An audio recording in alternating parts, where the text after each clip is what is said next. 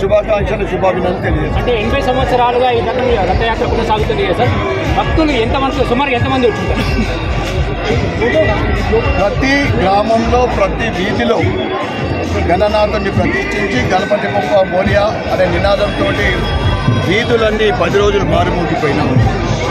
ఇక్కడ నగరంలోని ఇక్కడ నుంచి ప్రారంభమై సుమారు 2,000 మందితో ప్రారంభమైన ఈ ర్యాలీ కులాం చేరే వరకు సుమారు 10 నుంచి 12,000 మంది ఆ ర్యాలీలో ఉంటారు. అనేక మంది పెద్ద గణపతి వాళ్ళు బాసలు కూడా వెళ్తూ ఉంటారు.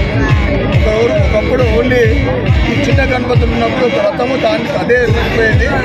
ఇప్పుడు పెద్ద పెద్ద గణపతులు ఉండడం వల్ల బాసలు కూడా చాలామంది ఇంకా ఇంకొక వైపు ఎంచాసై పోవడం జరుగుతుంది కనుక వేలాది మంది అసంఖ్యాకంగా ఈ ర్యాలీలో పాల్గొనడం ఆనవాయితీ.